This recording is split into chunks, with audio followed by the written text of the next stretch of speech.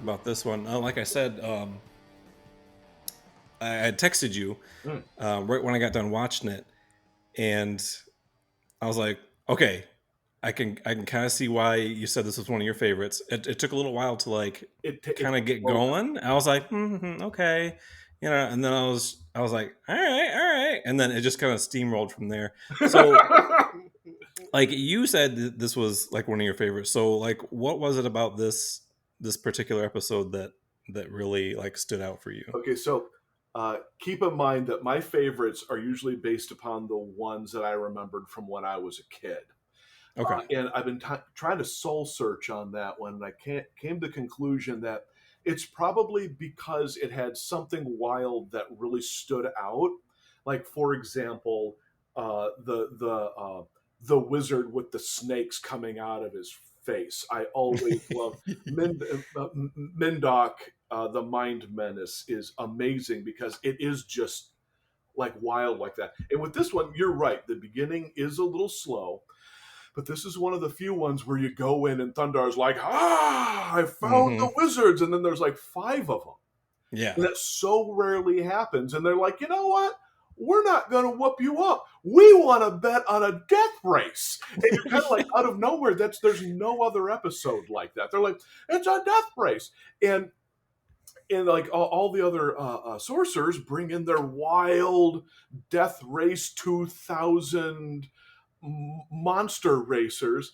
And the one guy, which is, I just love the hole in the plot, which is great because this wizard didn't know Thundarr and the gang was showing up. They just showed up. And then he went, well, here's the villagers being taken hostage, and you're going to be my racers. And I was like watching that last time, and then that occurred to me. I went, did he have no plan? Was he just planning to not race? But, well, the only thing I can think of is what's his name? Sholo, the main wizard.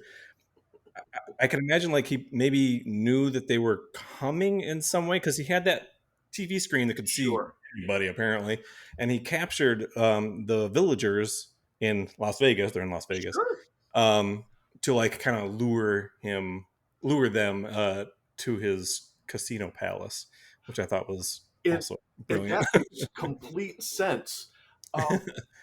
But I'm just trying to imagine, like, the 3 of us, right? Mm-hmm. We're going through like the mutant jungles of Los Angeles or whatever. Yeah. And then we get into a building, like, we have to save this pound full of puppies. And then we bust in the door to go save the pound puppies. And boom, like 4 high-level street gang thugs with spikes and axes and buzzsaws turn around, and they go, we need you to race for us. It would just be like they're waiting. That's what it was like to me. I was like, no, I love this, but there's like this, like, wait, what moment? Like, I could just see them. They're just sitting there. They're like, so, when's Thundarr gonna show up? That's exactly right. Thank you. And they were all kind of like, and they were all watching him on a screen, waiting for him. And I'm just going like, the old guy sitting there, you promised me Thundarr. Where's Thundarr? He's coming, I swear he's coming. You promised me a sweaty barbarian. Where's the sweaty barbarian? He doesn't look very sweaty. Anyways, as the story goes on, you get a wild race, which when I was a kid, Wacky Races was one of my favorite cartoons. And this was like, there's no other wacky race in Thundarr. And this was a wacky race with crazy violence sequences and monsters and whacked vehicles. And we won't talk about it till we get there. Probably one of my favorite Thundarr moments of all time. Because it's just one line, and you're just like, Thundarr, you knuckle. I think maybe, because there's a couple good ones in here, so we might be thinking about the same one. There's a couple good ones in here. But yeah, then it gets to a whole bit where, you know, each of the 3 members of the Thundarr team have like a big heroic moment. You know, Ariel actually gets knocked down for once in like a brutal way. And it's like, no, it's not that this is the greatest episode ever. It's just that this one has a bunch of really fun moments in it, and it's not like the other episodes. I think that's why it stood out for me. Yeah, I think the race mechanic was really pretty ingenious. I was like, it's Death Race 3994. I know. And I was getting flashbacks of, like you said, like wacky racers. And it was just a lot of fun. So to give you a little more context to the to the audience here. So, you know, Thundarr and the gang they're riding their horses again, and they show up in Las Vegas, and they see like what would be a village, and there's some missing people, and they track them down to this huge casino, which ends up being this wizard's palace named Sholo. Wait, and did we say the name of the episode and everything? Oh, my bad. This is episode 8. Episode 8, season 1 of Thundarr the Barbarian. Challenge of the Wizards! Of the Wizards. There we go. There's the context. There we go. There you go. That's pretty much all you know. It's Challenge of the Wizards. Well, we're a lot of practice, and I'm still thinking we're evolving the format, so we'll see how this runs in the future. Well, when I hit record, I was like, man, do we want to just like go in and just start, systematically going through the plot? But I was like, man, just tell me what you liked about it. Like, don't worry about spoilers. Like, I just want to know, man. Just tell me. Just lay it out there. It was actually really nice. That was good. Yeah, but we should obviously talk about. Should probably go through it proper. a little bit, yeah. So they're like, let's go save these people, and they get to the giant, Las Vegas hotel that's beautifully lit up and glowing and sparkling and flashing lights, and it's just great. And they find the villagers captured by Sholo, and he's a wizard. But what I found kind of odd about the whole wizard concept, at least in this episode, was the fact that it's very wizard tech, because he has these little round sentinels, I think they call them, little white round robot sentinels that like captured them and brought them to the casino, which I thought was just because they keep saying, oh, magic and wizards, but it's all like, those are like Doctor Who Daleks or something. It's like, what's going on here? Well, what I think I kind of like about Thundarr is they take the stance that there's magic, there's super science, and wizards just seem to use both, or one or the other, and it's interchangeable. And they mix it up. Super brainy magic and super brainy science both anger Thundarr. Yes, absolutely. So when we see Sholo, I was like, okay, he's got like a big metal helmet on, and he gave me like a vibe of like a mix between Shredder and Cobra Commander. Like, it just kind of mix those up a little bit. I was just like, and a little bit of I kind of like that. Vader too, not and a little bit of Vader, yeah. I think it's mostly I think it's a little bit of all three. In actuality, I like his head design, the helmet. He just looks like a really great wizard in this. Like, some of them are fun wizards, but their design isn't very good. Right. Like they're wearing like tights and like ladies' underwear and a cape with a scepter or something, which is fine. I'm not judging, but that's what's kind of going on. And this one, he's dressed more like an armored wizard with a metal helmet, Did we just skip over the whole thing of like when you see the villagers for that brief moment, they're all wearing Las Vegas showgirl stuff and primitive wear? Are they? Because I paused and I looked at them, because they're in this just like round cage, and because each one of them, they took a little extra time on these villagers that were captured. They weren't just like, oh, here's some copy paste humans.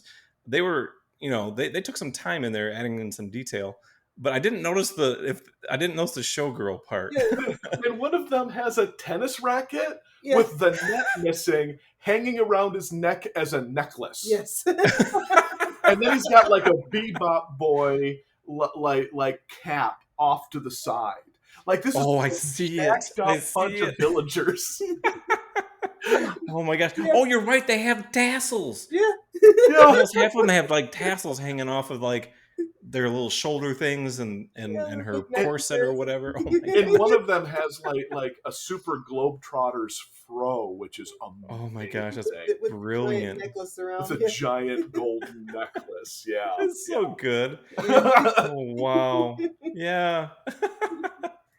So Yeah, I missed I that. had to point that because I saw that last night and I'm like, wait a minute. The only way that could have been better is if they went, "We must save the villagers," and then the camera goes over and it's like a cage filled with like Las Vegas go-go girl, like go-go dancer. Like they're all just hot for no apparent reason. There's like 50 of them just Yeah. hanging out of the cage. That's the only thing that would have made that funnier. It would have just been like, wow, this is where all the hot women on the planet went to. It's the Hot Women Factory. Village of the Showgirls. Village. Showgirls of the damned. Oh man. So Sholo, he wants there's Sholo, and then there's three other wizard characters here. And what Sholo wants is these three wizards to they have a team. Each one of them has a team of, I think there's like 2 per vehicle. And they each have goofy looking vehicles. One's a manta ray, one's a scorpion, and one's just a giant wheel with spikes on it, which I just loved. I'm like, money's on the giant wheel. exactly. and when I just love it when Thundarr sees this, and there's a great close up of just like Thundarr's eye with a reflection of the 3 vehicles, like in his pupil. I was like, dang, that was a nice artistic choice there. Yeah, that was they went cool. artistic with that one. Yeah. Yeah. That was what I also dramatic. is, again, Thundarr's first reaction is, "I'm gonna whoop some tuchus," and there's 4 wizards sitting there. Yep. 3 death machines and the crews of the death machines. And I'm sitting there going, and I think Ariel says something effective, "Maybe we shouldn't." I'm going like, yeah, Thundarr, let's think about this one real carefully for once. That's how it's pulled up here. There's 4 episodes worth of wizards in one room. Yes. I love when he's introducing each wizard, and the first guy, the older guy with like wearing what like the moccasins and whatever. I love the turn and look that he does, because he's almost like turning to look at him just like, I ain't in this. Why are you looking at me like that? He just turns and looks at him just like, why are you bringing me into this? This is your thing. You told me there was punch and pie. I was just here for the Barbarian. And well, he's here, so I'm gonna leave. Peace out, homie. I'm bouncing. So Sholo has brought Thundarr and the gang to be his team. They don't get a vehicle; they just get horses. But the whole purpose of the race is for them to race to a white tower, he calls it, or a white monolith or monument, to get the helmet of power. I just love that name. Let's just nothing fancy. I just love it. The helmet of power. Which right away I'm thinking, yeah, he wants it for himself. Of course. Even though he already has a cool helmet. Of course he does. He's like, I need a going out helmet. This is my everyday helmet. This one's getting a little snug, put on a couple of pounds in my head. Oh, I missed something. Oh, I did miss something. So towards the beginning, when Thundarr and them first encounter the little sentinel droids and they get captured, they get like beamed up. They get pulled up and beamed up. And I just love the great shot. The Thundarr gets pulled off his horse, and the horse is just staring at the camera like, just another Tuesday.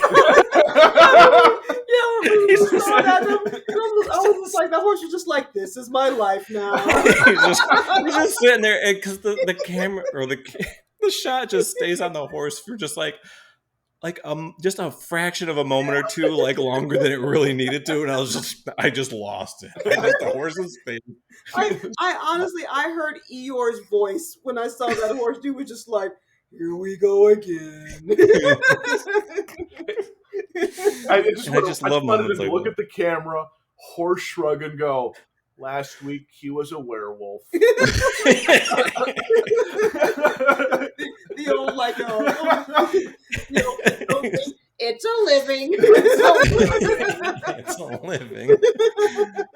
See, I just wonder, like, I can't imagine, like, have these been like Ukla's? I forget what Ukla's steed is actually, because it's not a horse; it's some kind of weird horse. I can't remember alien, the name of it, but Right. yeah.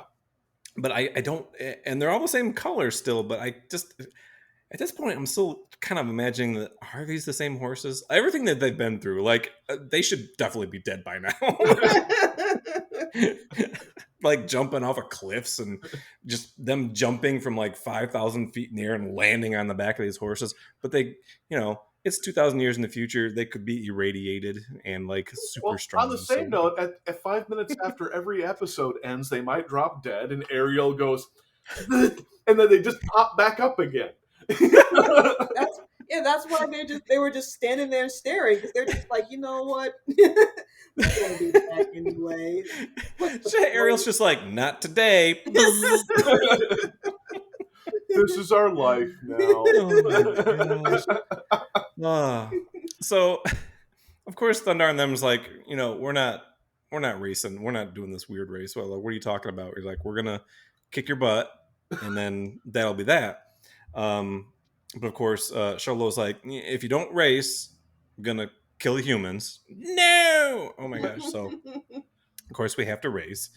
So they let's not skip over a great line that I actually really liked. It wasn't like funny; it was just a great line. Ariel turns to Thundarr and goes, "I think that was the right choice, Thundarr." And Thundarr, because we know he's a knuckle. We know he's a knuckle, but he's a moral knuckle. And he goes, right. There wasn't a choice. In other words, oh, wow. Yeah, he's like, there wasn't a choice. He was like, no, the villagers needed to be saved. Right. I didn't have a choice. This is what we're doing. We're going to go do this race to save the villagers. So I just like that. There was no choice. It's cheesy, but it's also kind of awesome in the same way, like there was no choice. He's a hero. Yeah, and it just shows that the writers, they're not just like, we're just writing a funny, crazy cartoon, beat them up, blah blah blah. Yeah, exactly. The writers, actually, had some serious moments in this, and it's like, and understood the characters. Yeah.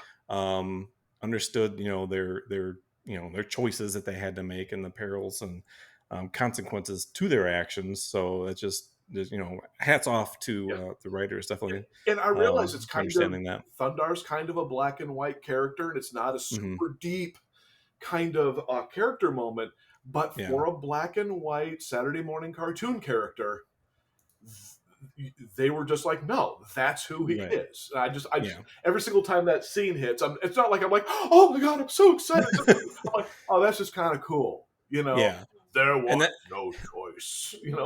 That's awesome. I'll have to go back and rewatch that part. But then we also get a part where they're all just standing around, and two of the creatures in, I believe, the spiked wheel vehicle are like talking. Or no, they're in the manta ray vehicle, and they're like talking to each other. And then Ukla just turns around, told them to shut up, and they're just like, ah. Now, let's not skip over the fact that the pilots of the Scorpion robot death machine are duckmen. Let's not skip over the fact that they're duckmen. There's duckmen in sci-fi outfits piloting a giant robotic scorpion. We cannot skip over this fact. This is and you're right, because I was noticing that last night too. Ukla turns on, and if you watch them in the background, they both stop. Yep. And then one starts. You can't hear him, but it looks like he's telling Ukla off in the distance. It's really funny. Oh, that was just so good. I did like the little, there's like just these little other creatures. Like there's 2 per vehicle in there. I did not see that they were duckmen though. That's good. Watch carefully, they're duckmen. And these are like little birdmen or something like that. or they're little chicken. I don't know. They're some kind of birdmen. They look like duckling men, actually. I don't know. Oh, such good designs. I love it. I don't know. The one wizard in the wheelie chair. I don't know why that guy cracks me up, but he does. His design just it tickles me, and because everyone else is just kind of like waltzing around, and he just has like these 2 like the 2 controls, like the old school was that big the green machine. Yeah. Oh yeah, that big wheel thing where that's how you turn. Oh yeah, I remember that. And so you've got a round 60s sci-fi wheelchair with this stubby, muscular dude sticking out of it with what appears to be a metallic suppository sitting out of his head. Yes. And you're just like, you don't know where his butt is. It could be... Everybody's mutating. Back in another episode, but they didn't want to animate Thundarr beating up a man in a wheelchair. So that's where they put him. They put him in here. No, we can't have him fighting that, like directly fighting these guys. So they're just gonna have like a race or something. Yeah, let's just do that. All right, I think this is the best time before we get going because we talked about the Duckmen. So there's the Scorpion machine with the Duckmen. The spiked wheel machine has some kind of plant dudes, broccoli plant guys operating. Yeah, they kind of look like Groot a little bit, like baby Groot with the things like coming out of the top of their head. And what I like, and it's not that it's amazing, it's just that I have a weakness for classic robots. There was a nicely designed pair of classic sci-fi robots sitting in the manta ray machine. So you have Duckmen, Plantmen, robots. Yeah. Scorpion wheeled spike machine and flying manta ray. You know? Thundarr the Barbarian right there. It's just that sums it up really well. We got super science, we got magic, we got wizards, we got crazy alien creatures and crazy vehicles. This is and then Thundarr and team on horseback. Just on horseback. And I love that Sholo starts off like he's a good guy. He really is. He shoots off fireworks out of his hand to start the race. I just love that. Like gives him a little show. That was so nice of him. Well, you gotta like do something. Just like throw a little razzle dazzle up into his throw a little razzle dazzle. See, I'm not such a bad guy after all. Okay. Now the fireworks go off, and what I love is at the beginning of the race, it's shown from above, and the vehicles and the horses take off, and they're all in the same line. And then the vehicles just leave Thundarr and his super friends, his Thundarr friends, in the dust. Like, they didn't do the thing where the horses are, like, riding at 80, 90 miles an hour. They just are, like, left in the dust. At this point in time, I would have been like, yeah, if they didn't stop, Thundarr would have, lost. I know, because Thundarr's like, they're miles ahead of us. And then they say something about like, oh, I bet it's an ambush. And it's an ambush. No, but like you said, if they would have just kept going and not stopped to fight them, then they would have got there, got the helmet, and been back before they even knew what happened. Yeah. But if they didn't ambush, we wouldn't have seen all the wacky abilities of these vehicles and the ridiculous things that happen. Now, I got to say, though, Laschita brought this up last night, and I was like, yeah, I'd noticed it before, and I think this is really solid. They stopped riding the horses for a moment because they needed to rest the horses and get them water. Yes. This is the first time I've ever seen this, and it's just sort of assumed that it happens, but they actually were like, yeah, no, these horses are not cartoon horses. Okay, right. At this moment, they're not cartoon horses. When we jump them off of cliffs, they're cartoon horses. But they're like, yeah, after that long ride, we need to rest the horses for a few minutes and get them some water. And I'm going like, okay, again, Thundarr, not super brilliant show, but this is what I mean about sort of a bare minimum that I sort of expect out of shows. This is a logical reason for some characters on horseback to stop. It's completely believable. And Yes. this is when they get ambushed. No, that Yes. part comes afterwards. The first, like before we have the scorpion. does it? Yeah. Yeah, that. Yeah, that's actually the second Oh, ambush. my bad. Okay, well, forget y'all. I'm re-editing the show the way Let me just cut that out and put this over here and then put this here and then you'll be fine. today. I'm looking at those horses and I'm thinking, thirsty horses. They're yeah, they're thirsty. Thirsty. Oh man. So, My bad. but before they get thirsty,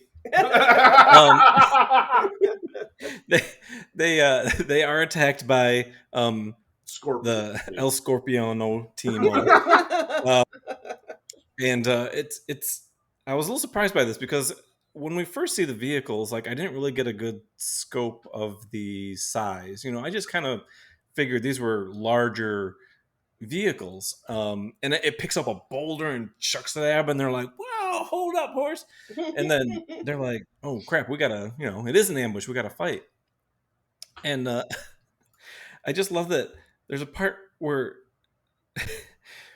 Or is it the manta ray? No, I think it's this one. These vehicles are a lot smaller than we thought because they're only about the size, just a little bit bigger than the horse. Yeah. Because Thundarr rides past and like chops off the tail of the scorpion vehicle, and he's pretty huge compared. So these little guys that are piloting these vehicles are like. I don't know, like Duckman size, like seriously. Yeah, the vehicles actually it changes size because when it pops from under the rock, literally from under or behind the rock, and it tosses the boulder is huge. Huge. And it lands in front of them, and then suddenly, and they were supposedly the same size, and then suddenly when they're going to fight, it's now like small, or like I said, the size of the horses or so. I think they were just scaling it to whatever looked best in the scene at the time, to be honest. Probably, because I figure if they had it bigger, they would have had to pull back on the scene, and then Thundarr and them would have been, a bit smaller and which not they as were epic when the balcony, when the boulder actually hit, and they actually did pull out to show the sheer size of it and all. But afterwards they're like, nah, let's just pull this back in, and we're gonna throw a freaking like a mace out of this thing's tail. The mace pops out. This long chain with a huge spiked ball, and the scorpion tails just whipping this ball around, flinging it at them. All the super science technology they have, like they could have lasers or something like that. But no, just a mace on a chain. That was in the deluxe package of the vehicle. They couldn't afford that because the Wizards didn't pay them enough at the time. No, they got to pay that monthly fee for the heated seats. Don't miss that thing. They're like, oh crap, man. Thundarr needs to go kill that wizard because nobody can pay a monthly fee for heated seats. What kind of insane apocalyptic wizard is running a company? Either that or the like, hey, we're watching a movie, so we can't move the car because it's in theater mode. Oh crap, the theater mode just went into buffering, and now we can't drive anymore. Oh my gosh. Oh god, that's terrible. Oh my gosh. But yeah, I'll be honest, there's not much in my life that makes me happier. And there are some things, but with a moment. And it's one of my favorite moments, Scorpion Robot flinging a giant chained mace around, about to slam into some apocalyptic barbarians, and out from the ground emerges a hairy grizzly snake. A hairy snake with a grizzly bear head and a forked tongue. This moment is like a moment of Thundarr perfection. Scorpion Robot with chain and mace. Grizzly bear snake throws it by coming up out of the ground. This is like perfection. It was so random because I'm like, oh, it's about to go down, and all of a sudden it just pops up from underneath the scorpion, sends it flying, and then just huge scorpion. I paused it because I was like, what the? And it's like green and hairy, like Moss Man, and I'm just like, It is I'm kind of like, Mossman like, yeah. am I seeing this? And I'm like, yep, I'm seeing this. Times before, we've said before, like these writers were probably sitting there hotboxing themselves and they get the results that they're getting. I'm telling you, this is one of those results. I mean, they're like, take a long hit off the bong, you hear the bong water. All right, you know what would be good? Oh, Grizzly snake. what color should it be? Well, how about this right here? This green stuff that we're enjoying. How about this? Yes, good. Yes, And then good. the third guy goes, and we should put a lawnmower in its mouth. And everyone's going like, Phil, you are way too stoned right now. No, he ain't stoned enough. It's way too sober. Pass the Dutchie on the left-hand side, Phil. That's the dirty on the left-hand side. I go. Now, if I had a 70s van, this scene with Thundarr on his horse and the grizzly snake arced over him, and he's holding the jaws open. Oh, I want that on tattoo, man. horseback, like it's nothing. I would have that on the side of my van.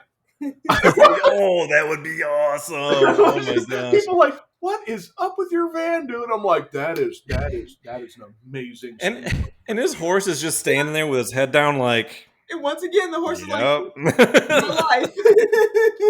It's like, look, Oh this my is not the gosh. first hairy snake I've seen. I forgot what the last one was. Was it a centipede skunk? I don't remember, but this has happened before.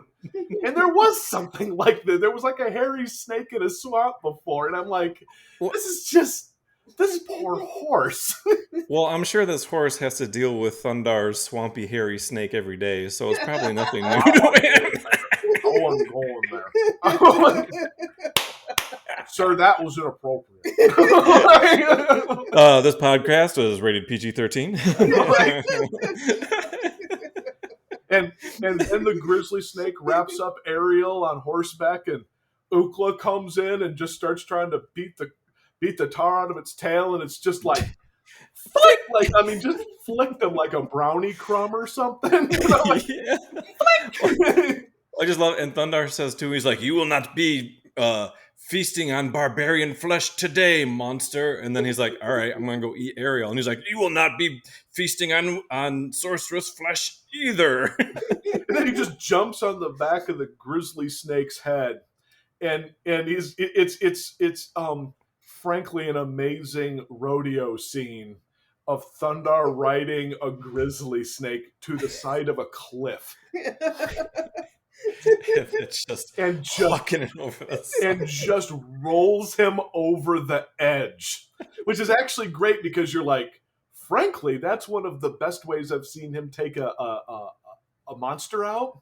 Mm. You're like, no, he didn't knock it out with a punch. He kind of like, shoved it over a cliff, and then the most insane thing comes out of his mouth. You can go to sleep now, or something like that. Oh, yeah. I'm looking at it, and it's a Wile E. Coyote shot. Yep. This grizzly falling like 4 miles straight down into like solid rock, and I'm going like, yeah, he's taking a nap. I'm sure he's taking. I could hear the. Yeah. And The slide whistle. There's that. And Ariel just walks up. Well, I guess he won't be terrorizing anybody else anymore. I'm just like, no, because he's dead. Like, holy crap. Ukla walks up to Thundarr, rubbing his head, looks down, goes, Bud, that was me. You know, like, of course, dude. He flat out murdered this monster, dude. There's no mistake. That is a dead monster. I wanted to see the snake like go down and then curl himself up like the snake from Cubert and kind of bounce back up. Boing! I'm back, bitches. All right. Now pretend I said the whole river waters horse thing here, because this is where it comes. Here we go. Record scratch. Where's your space? just people out there in TV land, pretend I'm saying it now. Now is when it's happening. Yes, now they decide, okay, the horses need a little rest after being startled by giant bear snake, moss man. And I don't know, man, they just stop and she just starts drinking that water. I'm just like, can you like test it with your magic first? Because this is the year 3999 94 or whatever. I'm A like, lot of radiated stuff that's walking around there. Like, whoa. and maybe they got a natural immunity to it at this point. Oh, that's true. I mean, they're probably their own night lights, Yeah. so it's fine. It's fine. And what And I then, love is they're getting their water, and a great line too with Ariel. She's like, "After a long dusty ride, this sure tastes good." yeah, Again, just a thing a normal human being would say. It was nice. yeah, And yeah. then rumble, rumble, rumble, and the spiked death machine rolls out of the forest. And what I love is it's an ambush, and the machine stops for a second, like they're like, "Yeah, dude, check us out. We're ambushing you," and then continues on. My foot would have been on the gas if I was in that thing. I wouldn't have paused. I just would have been accelerating. Yeah. You kind of were like, "Dude, check out our sweet ride," and then they continued on. It seemed like you're like when it stopped. Speaking of Wile E. Coyote, it should have like popped up like villainous. Villainous. He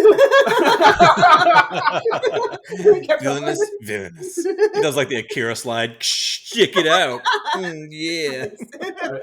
Now we have to give this particular villain some credit. Ariel is the first one that opens up on it, and this is one of the first times her magic does not do much against a villain. Yeah, for It some just reason. bounces off of this thing. So Yeah. whatever these dudes are, they have like anti-magic on their vehicle, which is, actually kind of awesome. So I don't know if that's a plant monster thing. I don't know. They paid that monthly fee. They They paid that monthly fee. They paid the monthly fee for the anti-magic bonus on their death wheel. Okay. They opted for that premium package, baby. They got the heated anti-magic package. It's one of them turns to the other. It's subtitled at the bottom. It says worth every penny.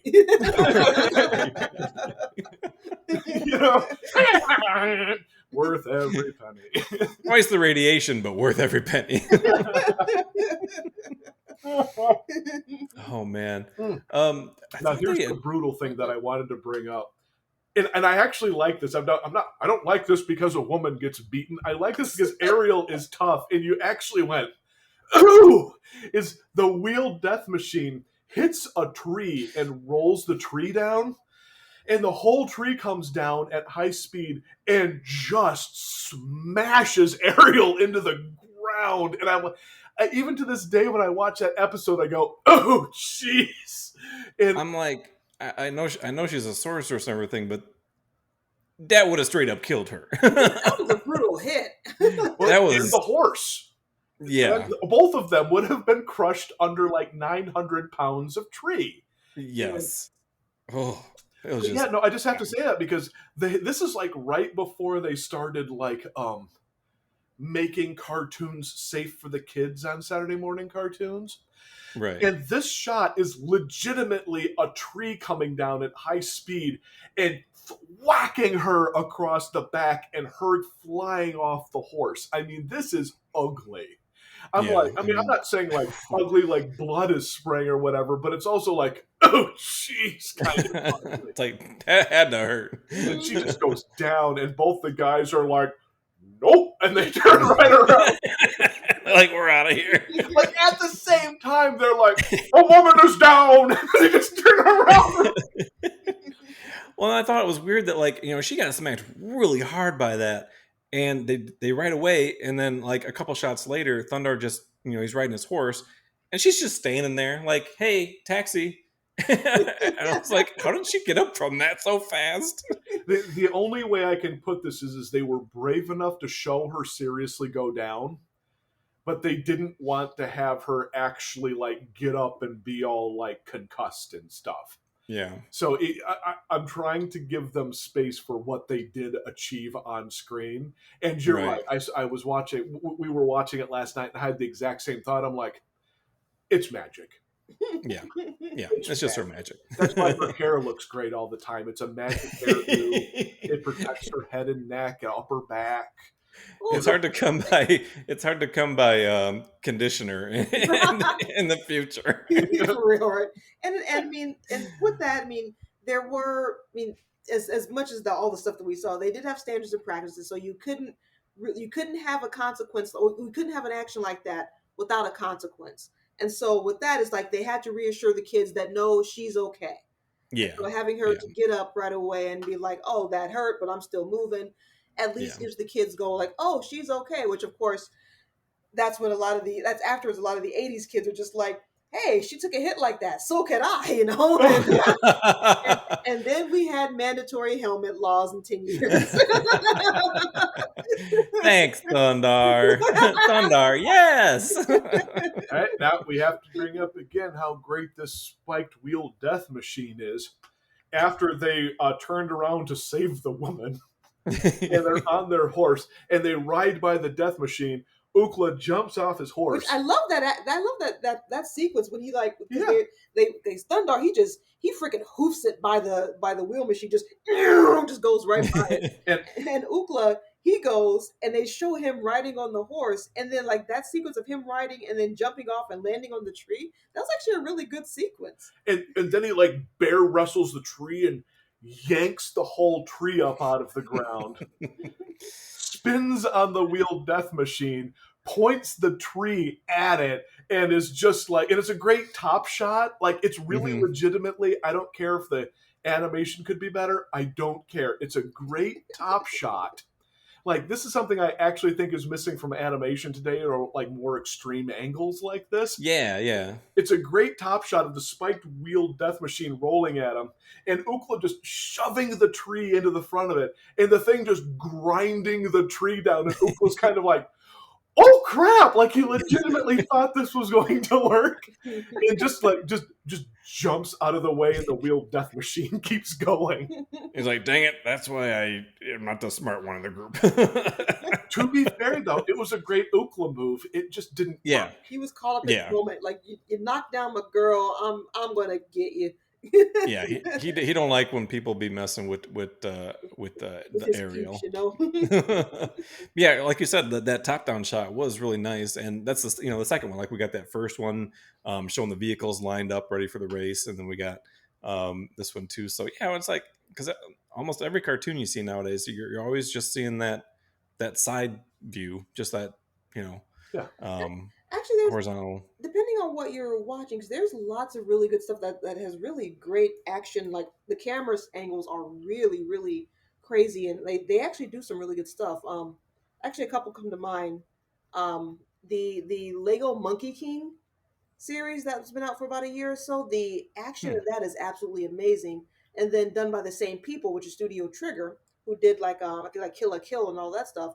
Is the Rise of Ninja Turtles. That series that was out, that's actually the action and camera scenes on that are really just crazy amazing. Yeah, so they actually do some really good stuff. It's just that you have to look for it and watch. But yeah, gotta find it. I'm just saying it's awfully nice to see a show, especially this early on. Try something different. Because I don't remember the stuff ever in He-Man, G.I. Joe, Transformers. This is, I mean, right down to like the shot you said where the reflection of the death machines were in his eye. I'm not saying that this is the greatest made show ever, but what I am saying is they were clearly trying to do really cool stuff, and often succeeded, even if the animation quality needed a little bit more work in spots. Right. They weren't afraid to try new things, and for the most part, at least for me, they succeeded, I think. You said, that, but I mean, the animation just in general for the show, isn't like, the top of quality, but there's just a lot of really good stuff in here where you can tell they just took that little bit of extra time, like the train from one of those earlier episodes, and a lot of the background matte paintings. That's exactly what I'm saying. I'm not downing the show at all.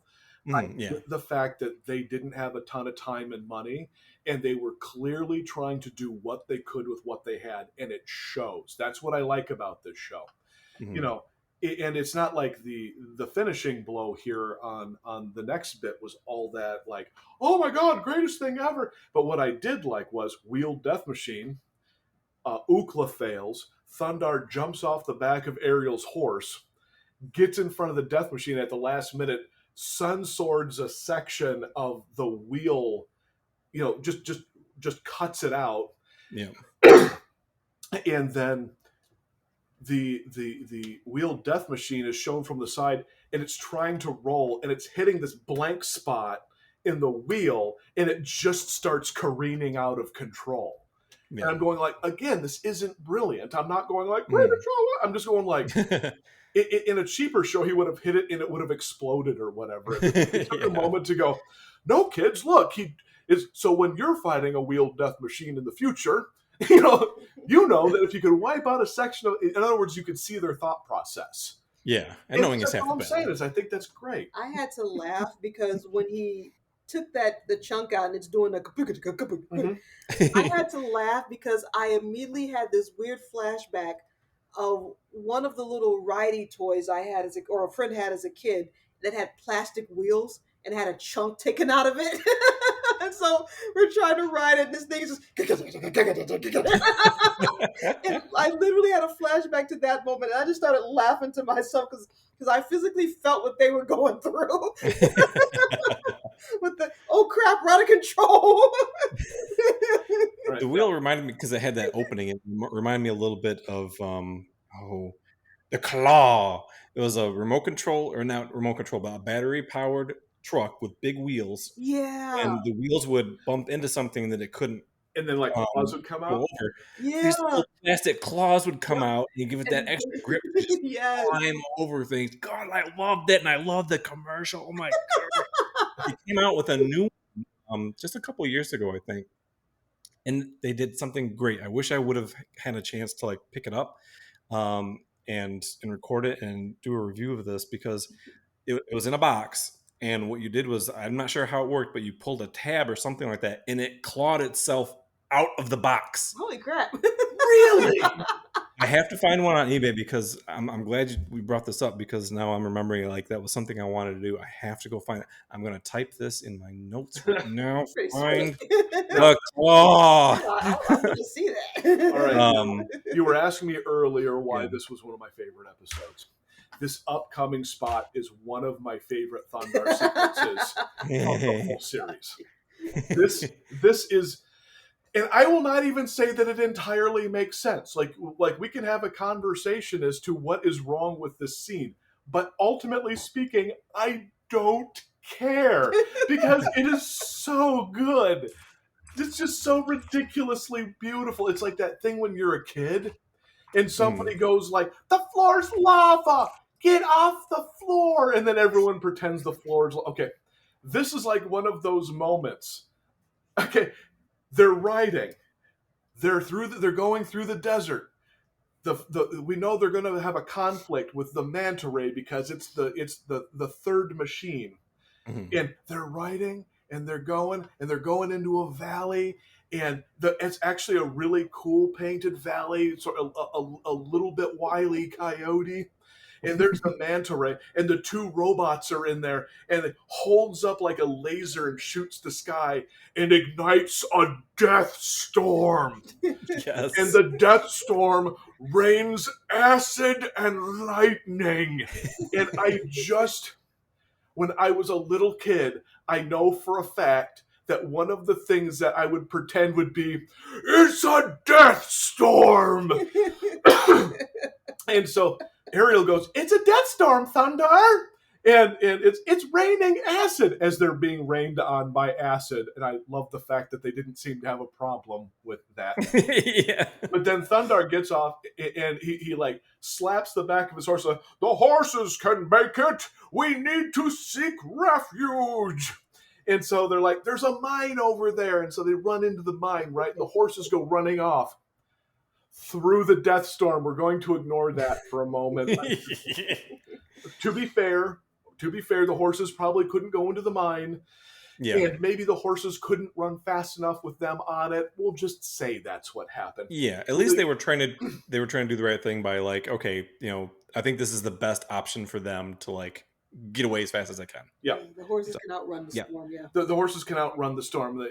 And so the three run into a mine, and there's there's also fireballs coming down. Yes. Fireballs and lightning and acid. Yes. And so they get into the mine, and Thundarr, the acid is eating away at the mine, so the mine starts collapsing, and it starts coming down. And Ukla does one of the big He-Man, like shoves the wooden support beam up, and Thundarr cuts the railroad ties and sticks railroad ties up on. And I'm going like, dude, it's kind of this desperate moment of survival. Like if this was more dramatic, this could have been like a real white knuckle kind of moment.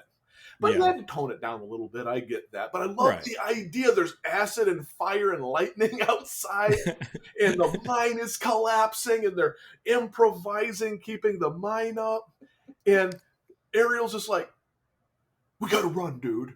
I did love that part. We gotta run, dude. I mean, she didn't literally say that. But and so they look outside. Okay, we're going to ignore the fact that some of this doesn't make sense. Again, I get it, but I don't care. Yeah. They look outside, and a 400-pound boulder is just getting melted, like by hydrochloric acid, right? Like it's just turning to pancake batter. And then it just disappears and starts smoking. And it starts smoking. And then, like it's complete hell outside. And Ariel's like, we gotta go. So they run out into the acid. Let's ignore the fact that it melts rock. That makes no sense. And then Ariel goes, okay, magic time, and puts up an energy umbrella. I'm like, I actually think she should have just done that from the beginning. Yeah. But energy umbrella, and I'm trying to remember, how did the dune buggy get exposed? I'm trying to remember how that... There's fireballs coming down, and Thundarr's like kind of deflecting them a little bit with his sun sword. And one of the fireballs goes flying and hits the side of this mountainous wall in the valley there and reveals Speed Buggy. It's Speed Buggy. Like not even like, oh, that kind of... No, this is Speed Buggy. Definitely Speed Buggy.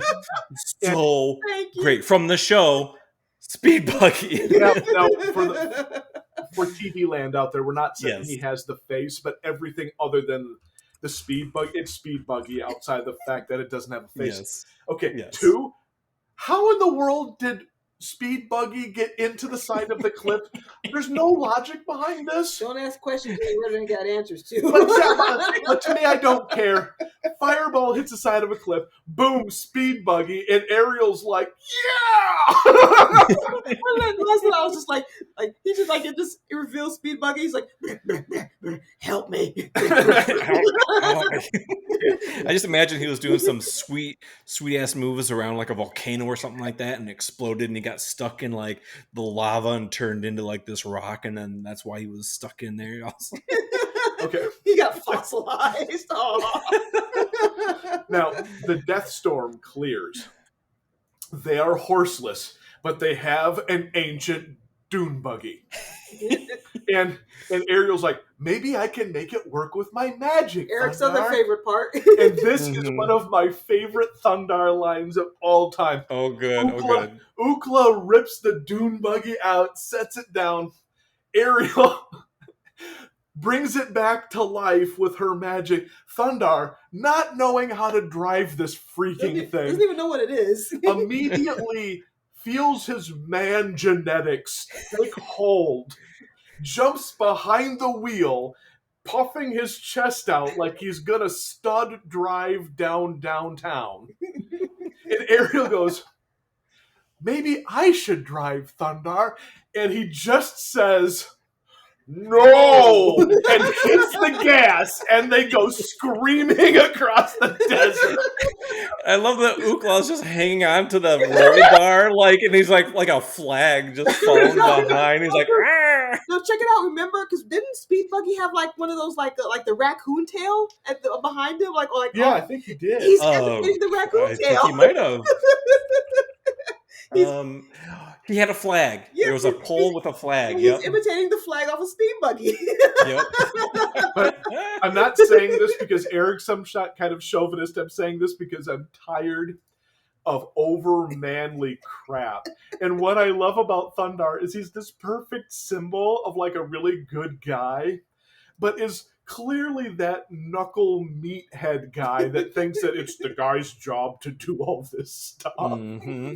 And he jumps behind the wheel. Maybe I should drive, Thundarr. No! And he just starts screaming. Every single time he does this, I buffed out laughing. It's so funny. And you would think to yourself, they're making this like obviously like Thundarr's the guy. This is a good thing. So many times they've shown that Thundarr and Ookla were kind of idiots.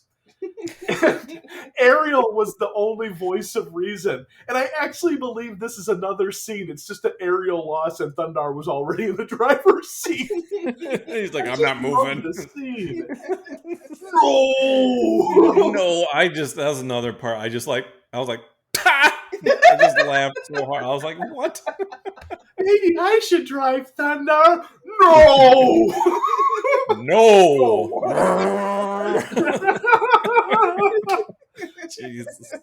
This here by itself makes it one of my favorite Thundarr episodes because this whole sequence had acid rain and lightning and fireballs and melting boulders and collapsing mines and magic and dune buggies and chauvinism. When Ariel like is like, maybe I could bring it back to life with my magic, I was like, please.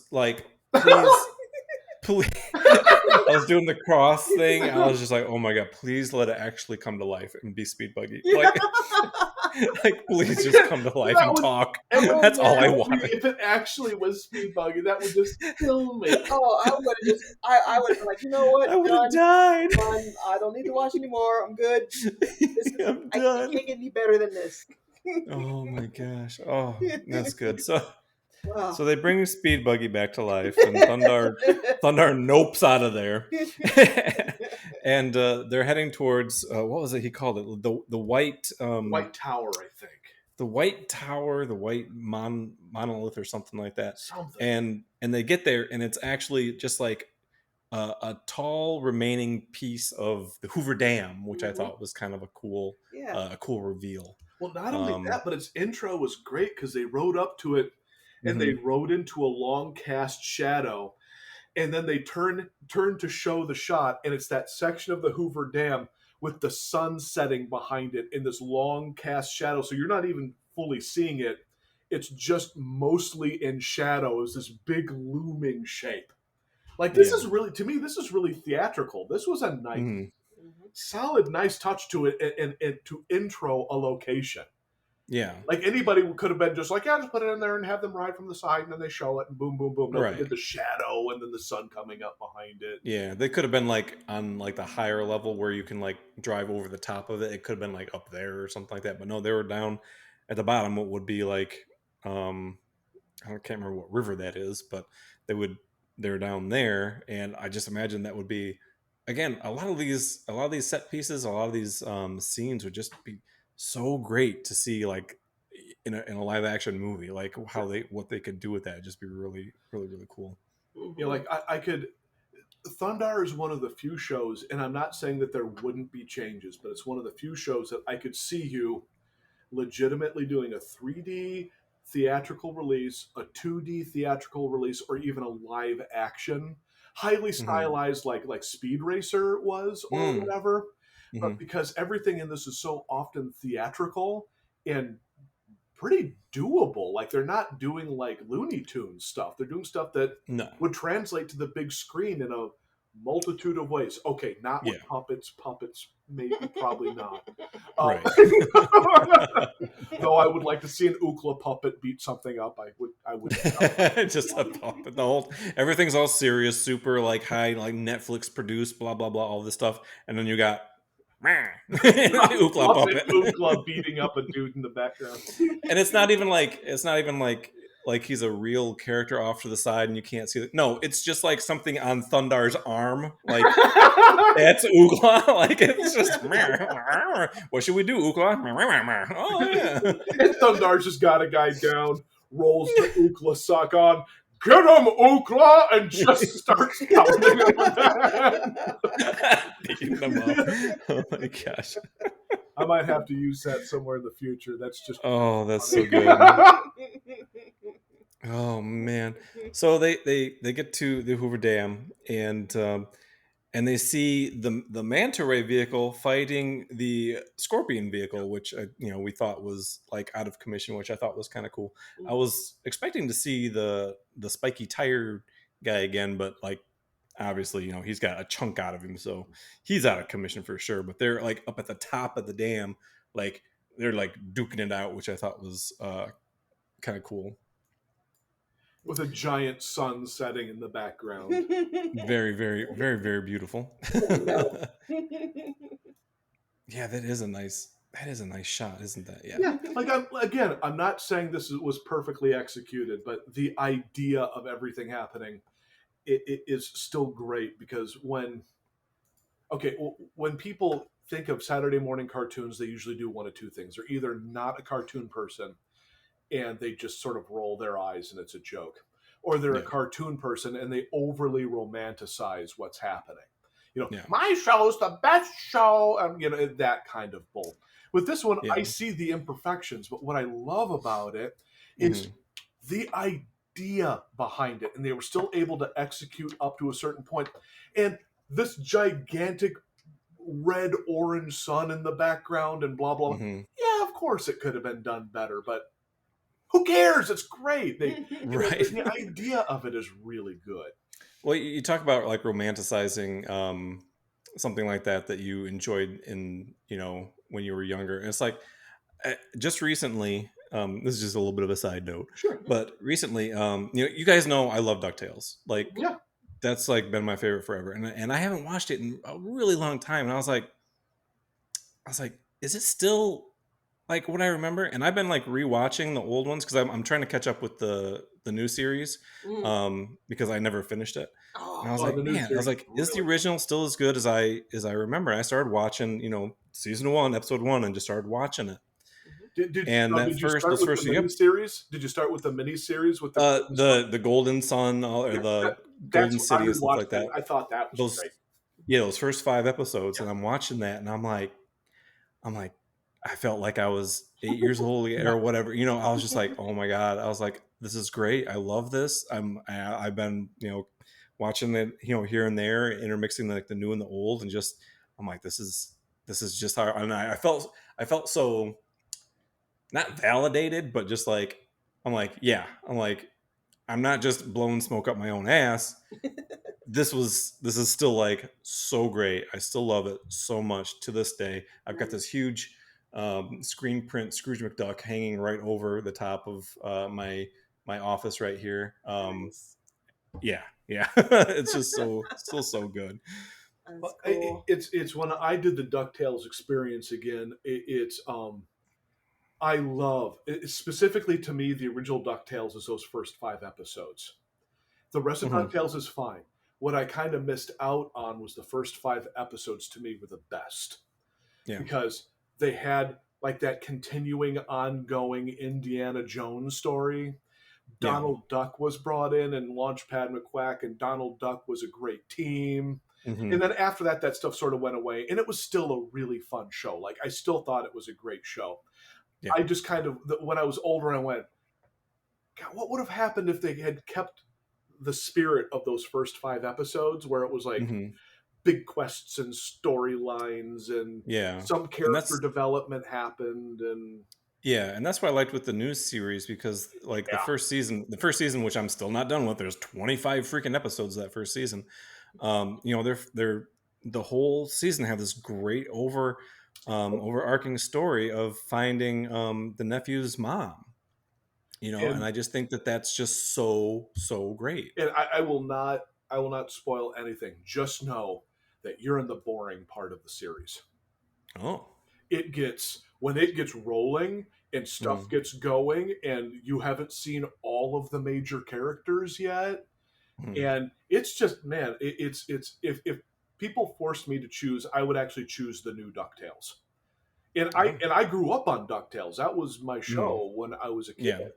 Um, at least of the Disney stuff.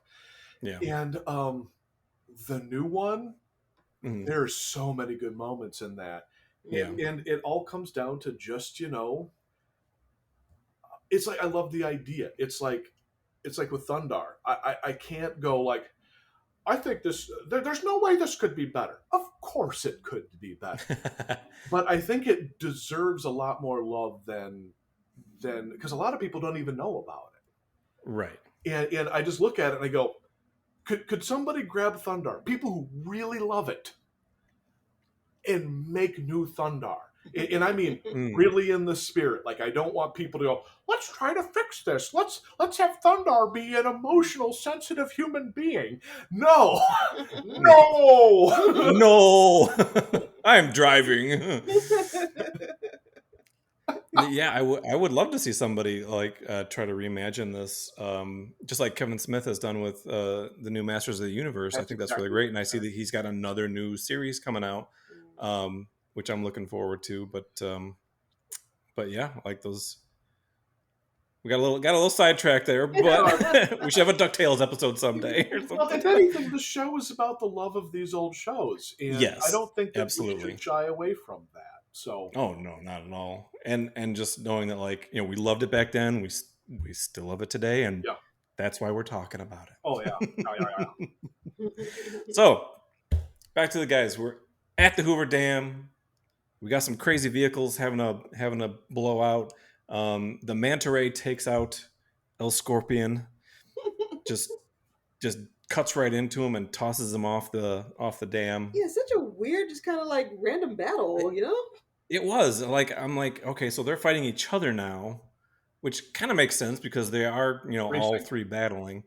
But the manta ray just kind of like side swipes the Scorpion a couple times and then just chucks it off the side. Just kind of falls over, and that's the end of that. To be fair, Thundarr and the Thundettes definitely whooped the tuchus out of that Scorpion machine. So that's very true. Plus the grizzly snake. So he's had a rough day. He's had a rough day. He's had a rough Tuesday. I need a juice box. I need a juice box. They get up to the dam, and Ukla, again, how strong is Ukla, rips the steel door off like cardboard. And they go into the hydro generator room of the dam, which was actually kind of cool because that's actually kind of what those rooms look like. They actually made it look like basically how they look. Yeah, pretty much. It pans across all the hydro generators, and do not know why. I do not know why this is. In this busted hydro generator room, there's a holy like a dais, like an Aztec step pyramid with a giant glowing helmet sitting on top, and you just go like, who put that there? Why is this here? Like, what? That's what I just love. You're just kind of like, all right, hydro generator room, blah blah blah. Somebody built a special like holy dais for like a giant glowing helmet in a hydro generator room at Hoover Dam. It's like a giant version of one of those magnetic sculptures, like the death sculptures that has like the floating ball. Yeah. Oh yeah. It's just sitting there. It's like, it's magnet. Like I said, yeah, it's all good. And there's nothing like protecting it or anything. It's just sitting there, just chilling. That's what I'm saying. Is like, this will give any wizard unlimited power, and it's just sitting in this room that anyone could have gotten to, and it makes me wonder, why did the first wizard ever set up a race? Why didn't he just go get the helmet? But because I thought was weird too, because at the very beginning when he's like, whoever wins the race will win the helmet of power, and I'm like, well, do you already have it? In that case, why would you give it away if somebody wins a race? Like, what? No, what's going on? And then I was like, were so bored with their lives that they were like, they needed some excitement, and they were like, ultimate power, take it or leave it. Let's have some fun with a race. It's literally like, it's literally like Death Race. Those wizards are the literally equivalent of that time period of like the super rich people who are just like, yeah, let's just make the poors do something for our entertainment, And let's watch children fight to the death with broken bottles. Yes, we have nothing more in our lives because everything is easy. They're trying to build out of any crazy thing. Literally, it's barbarian bum fights. Come on. They're like, you want the half of that pizza, don't you? I got a dead raccoon here for dinner. You hungry? Jesus. But yeah, so in the generator room, a pretty decent Thundarr and the Thundettes versus El Manta Ray breaks out. And it's not like this is the most spectacular fight, but they clearly went in and they figured out some shticks and, some back and forth and Ariel fun doing, with ladders. Ariel doing the gymnast kind of flip over with the ladder there. I was like, that's like somebody watched a gym routine and thought that was a neat move, and they put that in there. I was like, Yeah. okay, cool. I do like that the manta ray was defeated by a hanging generator, and the chain just happens to like snap at the right time and fall and crush it. That was it. Killing the pilots, I would assume, because that thing was demolished. That was the robot team. So that's true too. Yes. Oh, and the manta ray actually, when it did a turn, it actually hit one of the chain link, and that's what caused it to fall. Because it actually hit it, and then it snapped it in half, and then when it was coming down, the rest of the chain fell over and broke the thing. Self-fulfilling prophecy. Yes. It was its own demise. Yep. I would say this was a decent Thundarr fight, this spot. I've seen better Thundarr fights. I like the location. I like the details. I think they could have used one more solid, crazy shtick of some kind. Something like, I don't know, like a moose snake comes out of the ground and tries to trample over them. Well, moose snake. Or maybe like the manta ray splits open and there's some kind of like radioactive snail living in it. It turns into the shell of the snail. Starts breathing like, I don't know, macaroni and cheese. Something really wild. He transforms. Well, all of the drivers all meld together to come like one giant creepy thing, No, I know what would have done it for me. Basically ended like it did, but the manta ray crashes a little bit more, and one of the robots goes flying, and as it goes rolling across the floor, the shells come off, and there's a skeleton underneath. That would have that would have been cool. That would have done it for me, where I would have been like, whoa, that right there. That's what I want. I want to see like the robot parts bust open, and you see like a human skeleton on the inside. That would have been awesome. That's what I wanted to see. Forget the whole snail thing. Those are the words of a deranged mind. So we get the helmet, which is huge, by the way. Very huge helmet, and we head back. I like that they just cut to going right back to Sholo.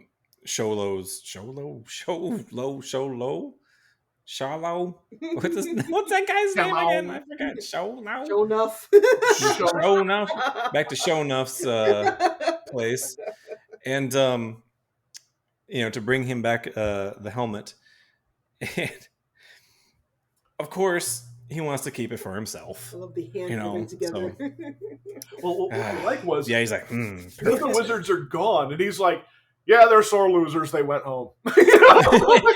Other teams are gone. They're just like, we're out. Wizards out. Wizards out. And so of course, Sholo, takes the helmet, puts it on. He's got apparently unlimited magical power, but he keeps his helmet on. Puts the larger helmet over his helmet. So this helmet is so big, it's coming out to like almost the width of his shoulders. This is so goofy. It's amazing. I'm sorry. I'm looking at this thing now, and all I'm reading is Happy Meal. It's like a McDonald's Happy Meal on his head. Dude's like, it does. It's the McDonald's colors, and the yellow trim around the eyes is kind of like an M. And the arches at the top, That's all I can see. Oh, he puts it on. I'm loving it. Unlimited power.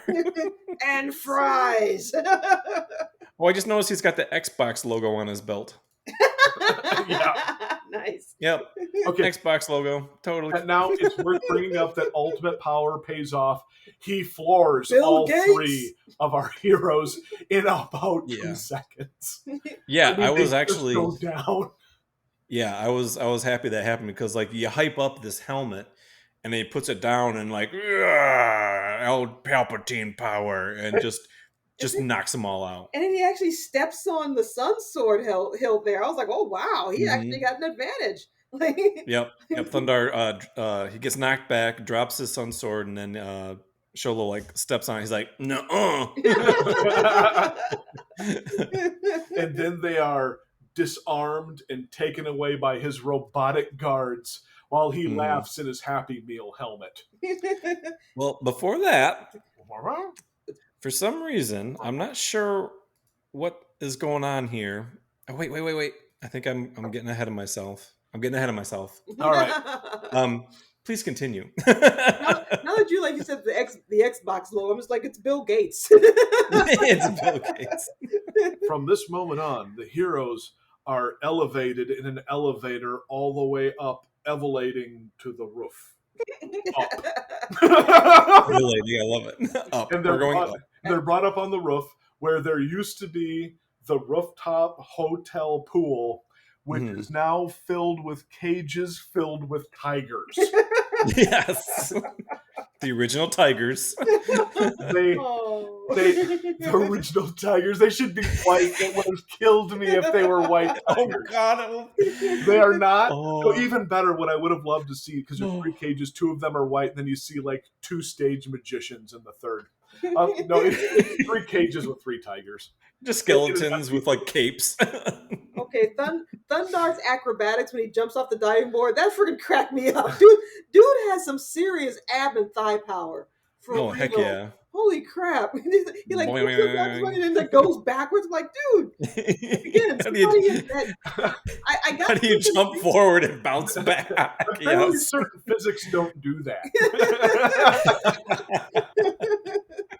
I gotta see was like in because this was 1980, and so I'm like, okay, was there like the Olympics in like 78? Because I'm seeing a lot of like gymnast stuff that's making it into this episode. So does somebody like see the Olympics or something and go, okay, I want to put this into the sequence here because there's just like some moves like they were watching some stuff.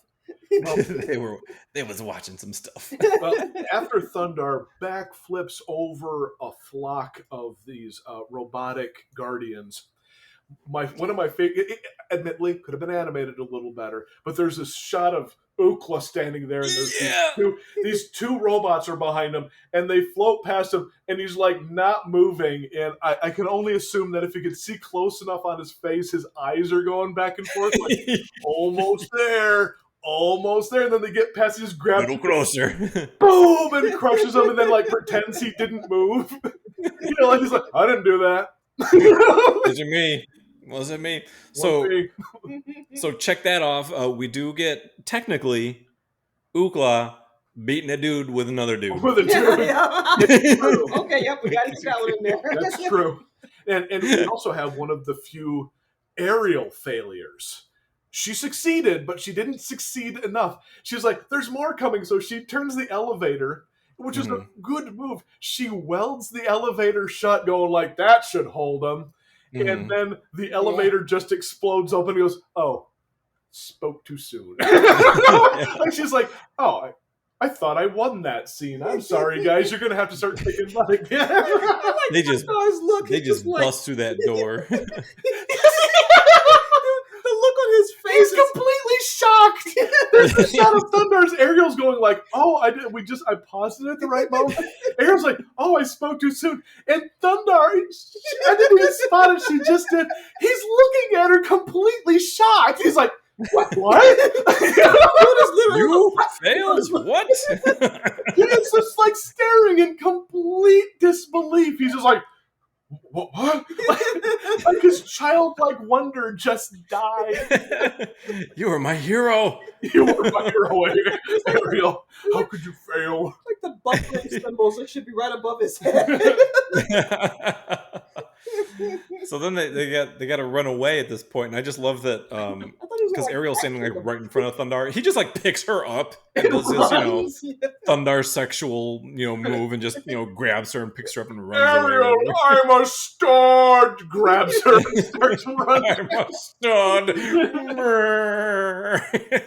And what I love is he not only grabs her and runs, he jumps off the side of the building. Yes.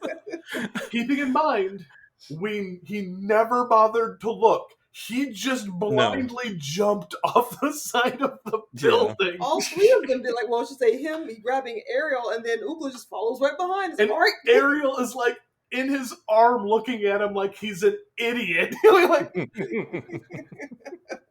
I hate you. Oh my gosh. And fortunately, there were some vines that they caught. I'm fairly certain when they got down to the ground, and they didn't show it, but I'm fairly certain Thundarr dropped Ariel, and she just starts slapping him. Just beating him. No, I'm not like the girly fist. I mean, legit whole palm, like. Yeah, she probably. Yeah, you're right. You She would. idiot! You that. didn't even know there were vines there. You were just lucky. She's doing the Benny Hill head slap. Smack, do that. Oh, stop it, Ariel. Ow. That's the soft spot on my skull. Ow. She just summons a giant, like, sorceress hand to just, like... She just pimp smacks him. What I would like to see is sorceress hands come in. Apparently in the scene, Thundarr would have tidy whities. Grab his tidy whities and just wedgie him about 6 feet off the ground as she just starts giving it to him. You idiot! Blah, blah, blah. Thundarr's in pain. Dangling by his tidy whities. All right. Take an aerial wedgie. All right. So they're down there. They get to the bottom, and they're still running from like about a half a dozen of those little droids, and they hide in this giant like slipper, high heel slipper shoe something. It's a giant golden slipper with a bow on it, and it's the most like Cinderella effeminate thing. And Thundarr jumps out of it with like a pipe and just beating them. I was like, well, I like the fact that they're all bunched together. There's like 6 or 7 of them bunched together. He hits one, it explodes, and then the rest of them explode. Yeah, I'm like that. They were just like, okay, we're running out of time. Let's just get rid of them. Yeah, it's like he should have looked at it and been like, "Who needs a sun sword? I got a metal pipe." I just love the fact like they'll never suspect me in the high heel. I'm just laughing at the fact that he just pops out with a pipe. I don't know why that made me laugh so hard. That's like old school retribution right there. That's like you come out there with a baseball bat. Just, you know what, Kate? I just love that they went out of their way and got the most effeminate thing for him to hide in, and then jump out and just start piping these guys to death. Oh, so good. we got those all destroyed, and then they're like, "Well, we got to go back now that's all cleared out. We've taken care of the mobs. We got to go get the boss." So they go back up, and I just love that they get back up to the top level, and they're outside of like a big window. And Sholo's like his top layer or whatever is like like the big casino area. And I figure, okay, they're gonna smash through the window. Well, he kicks the window, and I just love that, just kind of like it just like flaps open. Like it doesn't, like I was expecting a big. I don't think it works like that, but that's I guess. Wait, doesn't that go against the kids, like the whole like standards of practice? Kids couldn't like see a shattered window or something like that. Yeah, but in this case, I think this was before that stuff came in. Okay. I think that what they were trying to do was they were trying to make sure that they didn't look like idiots and loudly run at the sorcerer again like they did last time. Except for when the window does open, Thundarr yells. Thundarr jumps out, grabs a chandelier, loudly. Just saying, at least they didn't like crash. They went. A little bit more stealth there. Yeah, it's funny they can break through walls, but they can't break through glass. Not allowed to. I paused really quick at the window that they're looking out of, and if you look closely, you can see what looks like to be like glass shards in Mhm. that window frame that looks like maybe at one point they were going to have it break, Mhm. but Oh you yeah, know, you're right. Mhm. but Thundarr sees his sun sword hilt down there, and he was just too excited. He had to get in there. My baby. And I also love the shot of Thundarr at the window, looking at his sun sword like a kid on a like His hands store up. window. He's like, Mom, he's, that's the Nintendo Entertainment System. It's stronger and better than an Atari. You know, it's just Mom, like Mom, can we get a sun sword? We got sun sword at home. we got sun sword at home. this is the Super Sun Sword. What's big about? It's 16-bit. What's that? I don't know. I don't know. I just imagine too that he kind of looked like the Garfield plushie suction cup car. Things just hang in there. I'd have one of those rocking on the back of the car. A Thundarr window suck. a little plushy Thundarr stuck to the back window of your car. Yes, please. Oh. All right, Okay. so they come in, they start fighting, and again, the helmet of ultimate power is completely overpowering the heroes. Yeah, I was really happy with that. Like he's like, no, I'm still powerful. You're not coming back in here and just taking me out. He's still whooping him up quite a bit. Now, I gotta say, as a split second moment in this fight, I have a favorite moment. Thundarr's on the ground. He's deflecting shots with his sun sword, and as he gets up, he pulls a move from the Mummy. Do you remember the scene where the main hero just grabs like a chair and throws it at another dude? Oh yeah. Okay, he does that move. So we know the Mummy got it from here. This is another proof. This is another moment where somebody ripped off Thundarr the Barbarian. Thundarr, when getting up, grabs an entire enormous comfy chair and just whips it. I mean, he's not even fully standing. He's like partially squatted, whips with a 250-pound lounging chair at the wizard's head. And it's just a split second moment of block, fling, get up, run. And I'm going like, again, I dude like has that some move. serious like Mhm. ab and thigh power because he just goes from laying down to rolling back and then grabs the chair, flings it, and then flings himself up at the exact same time. Dude has some severe core strength. And of course, the chair does nothing because of the helmet of ultimate power, but Right. it's great looking. You know? Yeah, we love it. We love it. It's great. Now, I don't know if we've already seen this, but and I had to look this up. So the wizards, the helmet, I guess the helmet's powers, cannot hurt or are impervious to silver. There's Yeah. like silver coins everywhere. Right. So because Thundarr had thrown a bag of coins and it didn't do anything, Mm-hmm. so they throw a couple coins up, and Ariel makes them gigantic, and we get a nice big close up of these dollar coins. I mean, you can say Liberty and God We Trust, 1776 to 1976. They're dimes.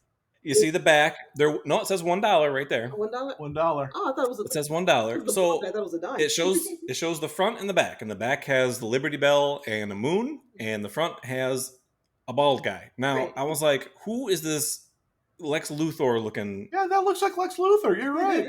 Yeah, I was like, who is that this? what destroyed the world? Maybe. So I was like really curious. I'm like, there's no hair on this dude. What's going on? I'm like, is this a real coin? I mean, it's too detailed to not be. So I looked it up, and sure enough, that is an exact, animated replica of the coin for that year. It's Eisenhower. Huh. But the thing is, like, they did not even bother to like put in any indication of like, he was very, very balding, but he still had hair like on the back of his head ish. And they just did not bother to put any kind of little wavy lines or anything to indicate that at all. Because I was like, who's this bald guy? Huh. Okay. Yeah. Yeah. Yeah, I thought it was a dime because I thought dime doesn't the dime has like a dude on that's kind of baldy. I can't remember. It's been so long since I've stared at money. Again, this is a moment where I just go like, give me a they second, tried to make it like the real world, and they could have Exactly. totally just made it look like a general coin, blah blah blah. But Yeah. the fact that they actually bothered to put In God We Trust 1776 to 1976 Mhm. and E Pluribus Unum and the United States of America and Liberty. I mean, the details are Yep. all there. You can Yep. see how I thought that, Yep. though, right? Look at that. No, I can see how you'd look at a diamond Yeah. at a glance. I just pulled up the dime too to look at it and see what that looked like, and yeah, I could definitely see that. Mhm. It's almost like we just forgot the hair. It turns out it actually is Lex Luthor, and he was the one that made the comet go between the Earth and the Moon, and Well, the yeah. Super Friends failed. Yeah. And this is, Well, yeah, think about it, because in the This- opening sequence, the big giant black building looks like the Legend of Doom. looks like Come the on. Legion of Doom. I mean, And we got that manta ray ship. we Yeah. gotta be Yeah. asking ourselves: is this a continuation of Super Friends, where we like the heroes more? This is it. There's no Gleek. We have There's no no Gleek. blue space monkey that angers almost everyone, including children. He got turned into the grizzly snake. Got turned into the grizzly snake. Wonder Twin powers activate. Form of green grizzly snake. Oh, I'm stuck like this forever. No. But yeah, no, they okay. Now I don't know how heavy a 2.5 foot diameter coin made of silver would be, but Yeah. they're holding these enormous coins up like shields, Yeah. and he's doing nothing. His Happy Meal helmet is just failing. No. He's done for. This is the beginning of his downfall. Well, And I love especially that. because he made a fatal mistake. Right. He turned his back on Ukla. Yes.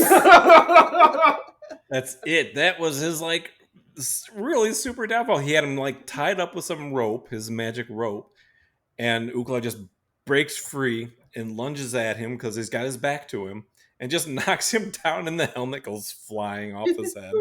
That's his downfall. and at this point in time, Ukla is like an MMA fighter. He is just ground and pounding this guy, and then locks his yeah. arms up behind him. Yeah, he actually does have him pretty locked up. Yeah. And then Thundarr just knocks a big chunk out of the helmet with the sun sword. Yeah. Nice Which is little frankly explosion what there. everyone should have done from the beginning. But Exactly. Oh, yeah, they get to the dam. Oh, look, there's the helmet. Zap. Okay, next episode. and I would, they were like, but the helmet of power is damaged. It was the duck people. It was the duck people.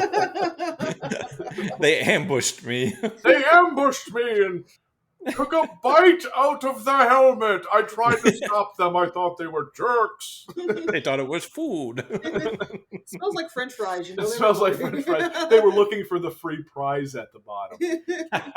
Yes.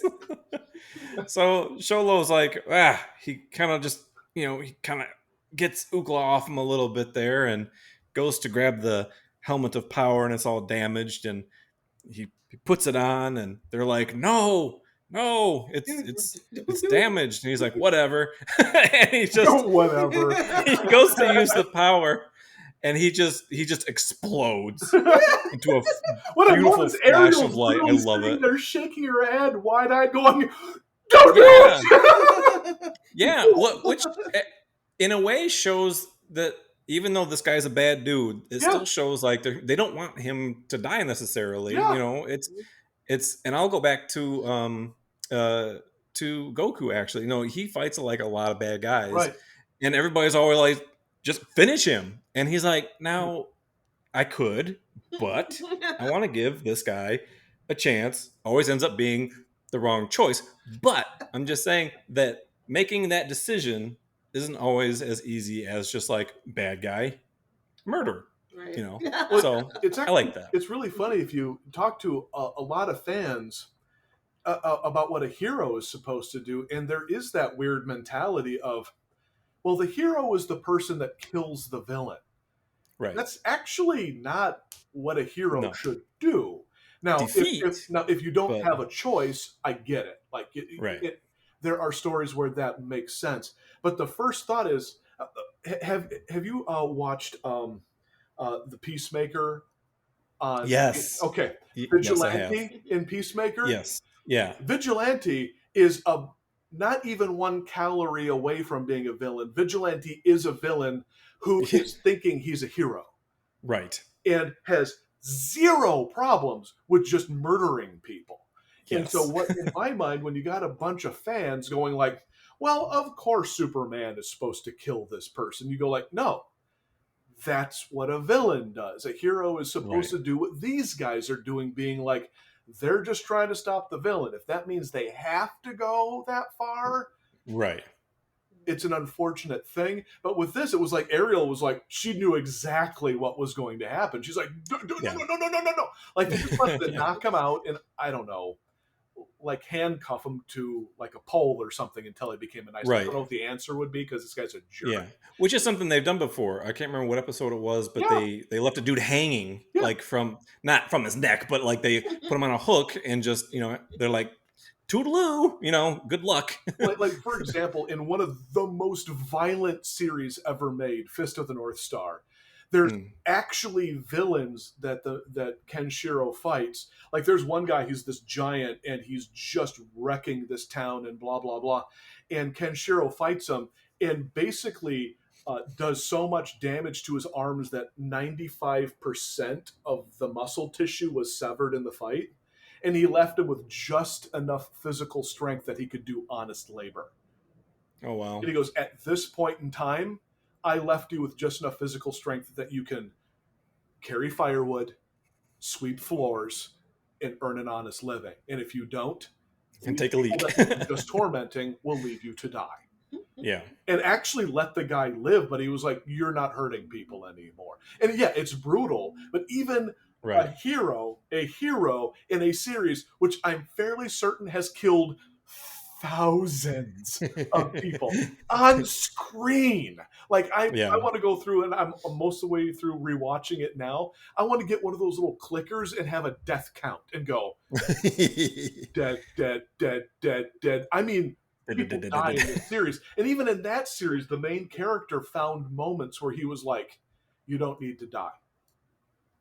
And that's great. Yeah. And that's what I loved about moments in the show where they just go, no, you know what? No, we're heroes. Yeah. We're supposed to act a certain way, and we're not just going to murder this person.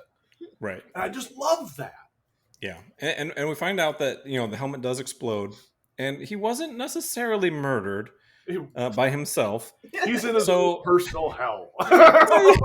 So big flash of light, they get up, they're like, oh, where did he go? And Ukla is at a slot machine and beckons them over to the slot machine. And on the little wheels in the slot machine, we see Sholo's head in the slot machine. Inside the slot machine as replace the cherries in a slot machine. So you see Bar, Sholo, Bar, Sholo. Now the question is, if somebody pulls that bar and you get Sholo, does he slide out of the machine? Oh, that would be a great callback episode. Later, that would be awesome. And he comes back. Oh. That would be awesome. And this is one of the villains that I would come back to. Yeah. I like his design. He was kind of a vain, goofy, powerful enough wizard. I could see him, I could see him coming back. And if he hadn't, like you said, turned his back on Ukla, if he would have been paying attention, he might have actually really won. He might have won because he had the power. He was knocking them down left and right twice. He took them out twice. Even without the helmet, he was smart enough and had enough power that he manipulated them in the first place. Yeah. This is one of the reasons why I like this one. He's legitimately one of the more threatening bad guys. Mm-hmm. Yep. Even if they just did take him down at the end because he wasn't paying attention. But I just love that. Hey, Sholo, look over there. What? Punch. Unlimited power. Itty bitty viewing space. I can't see behind me. Oh man. This was. No, sorry. This was a great. Sorry, go ahead. Sorry. No, I was just gonna say this was. This was a great episode. Go ahead. I like how they at the end they probably forgot about the hostages, and so they had to show that one quick moment that the hostages were saved, and they came back down in the cave. They reversed the footage from earlier on. Might I add a note here? If a sorcerer is levitating people up in the air as hostages, and then that sorcerer ceases to be, would his spell not just go off and then the people go falling horrifically to the ground and die? Is that not possible? Well, I thought that too, but as we just mentioned, he is stuck inside of Fair. that the slot machine. So if he has been somehow transmorgified into this machine, if his soul still exists in some form or another in this world, Sir, you maybe have defeated me with logic. I'm just putting it out there. No, actually, that makes I could go there. I think that's fair. Yeah, if he exploded and bits and pieces of him went flying and like splattered against the walls, then yeah, they should have just fell to their death. And then Thundarr and the Thundarr friends are at the window. No, no, Thundarr, no. Oh man, yeah, this ended up being a great episode, like you said, Aric. I was like looking forward to this because you had been hyping it up for a while, and I was like, I gotta check this out. And yeah, this ended up being really good. Nice slow build up, and a lot of good characters, a lot of good set pieces. Just another really solid episode. It was really fun. All right, so what is the next episode on the list? Episode 9, Valley of the Man Apes. Dude, you are in for a serious treat. Okay, I swear, everybody listening, I think he says this every episode. No, this is we happen to hit 2 in a row that are really good. Like this one was good. This next one, I cannot say why, but you will hit a moment in the next episode where you're like, wait a minute, no. Wait a minute, no, they're not going to. And then you're like, oh, thank you, my life is now complete. Well, this is see guys, he hypes these up so well, and I'm always so excited to watch the next episode, and it always ends up being a banger. I'm telling you, it's all good. I've got a friend, Jim, and he lives over in Michigan. We see him every once in a while. And whenever I bring up Thundarr the Barbarian, this is his absolute favorite episode. Oh, this is the one that he remembers from a kid. Now, this is one of the ones I remember from, but this is when you bring up Thundarr. This is the one where he goes like, dude, it's the one with the, won't say what it is because it'll ruin it. But when you get there, you're going to be like, I'm good with this. I am so good with this. I'm good with this. My life is complete. My life is complete. See, now I'm excited. Now you got me excited. Got me excited. I also just realized that we never did intros. Well, we were so excited for this episode because it had been a little while. Apologies to the audience, but we never did intros. Well, what we can do though is we do outros. cut this little bit off at the end, do intros now, and you can just maybe slide it in front, or we can act like total fanboys, scratch ourselves, drink some fluid out of a cup, and not care. So I'm just going to scratch myself. I like that idea. Cheers. Cheers to you, good sir. Cheers. And cheers. Myself. Not Karen. This is me being That's us. Not Karen. Well, to be fair, this has gone over so much longer than normally, and yeah, this has. We're a bunch of nerds sitting around having fun. At this point in time, I think that's the point of the show. Exactly. That's what it is. I was like, man, this one's going on. I was like, this was a good episode. Just a little quick who we are. My name is Jay with Retropop Gaming, and you can find me on Twitter, Instagram, Facebook, YouTube, all that fun stuff. And my co-hosts are Aric and Laschita Whalen from Super Secret Project X. At the moment, I'm seriously considering not doing my streaming for art anymore. But it's a lot of effort, and as much as the 1 or 2 people that show up, I think they're great, but we're not getting very far, and stuff like this It's getting way more hits. In the future, we're currently working on releasing books and stuff, and Laschita has a bunch of merch that she's made. You were just at a show, weren't you, Laschita? I saw. Yes, yeah, I was in a show in Columbus, Ohio, about 3 weeks ago. It was pretty fun, pretty good. What show was that? It was TrotCon. It was a My Little Pony convention, and TrotCon. it had returned after at least the summer one had returned after a 2 year hiatus, and they had a show in December, well, last December, that was kind of a small one, but this one brought back the main show, and it was pretty big for a well, it was a small convention, but it was a pretty big small convention. Right. Those are the best. Huge conventions honestly suck because they're a ton of energy spent, and it's a huge hassle. But small conventions are great, especially when they get up to a certain size, because they're easy, they're profitable, and they're fun. So there are three things that I like. Right. I want to be lazy, I want to have fun, and I want people to give me money. Money.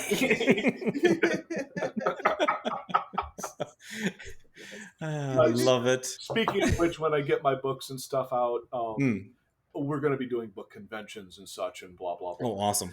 It's really funny. I got the first set of stories for one series done. Well, not done, but to the point where covers are done, and currently I'm having editor people look at it so we can get it sent to professional editors, and then I can think about actually putting it up. And I thought that was going to go fairly fast, and people have lives, and I'm not blaming them, so that sort of got put on pause while other people they're working for free. Like, I can complain. So I was like, I'll just kind of, get a couple things done on the other series that I'm working on. So right now I'm also now prepping a second series. So I'm currently juggling 9 books for production. Oh, jeez. 2 of which are anthologies that are collections of the other books, but still, it's just, these things take forever. They just, no matter how hard you try, you cannot go quickly. It just...